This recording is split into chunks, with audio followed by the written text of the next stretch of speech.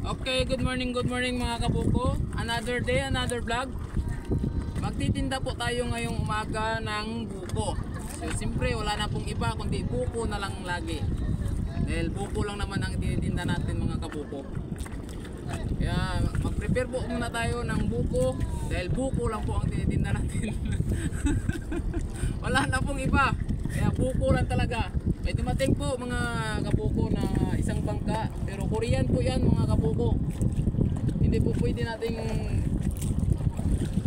pagtindahan kasi hindi po siya bumibili. Pag mga Pinoy, Chinese, bumibili po yan. At saka yung foreigner na puti, bumibili po sila. Pero yung mga kano, yung mga foreigner, bihira po sila mga kabuko bumili. Ang karamihan po bumibili sa amin is Chinese, Taiwanese at saka mga Pinoy. Pero kapag mga Korean, hindi po sila bumibili mga kabuko. Kaya mag-prepare muna tayo. Siyempre wala pa namang bangka na dumadating. Kaya mag-prepare muna tayo. Ganito mga kabuko magtapas ng buko para po siya ay makaupo or hindi matumba. Ganito, yan.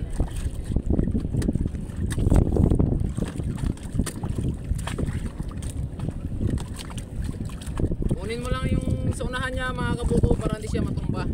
Para pag serve mo sa bisita or sa guest is hindi po siya, pag ilagay niya hindi po siya matutumba.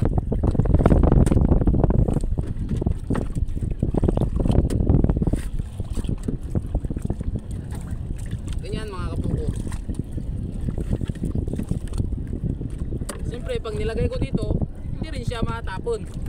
Hindi talaga matatapon mga kabuko kasi may harang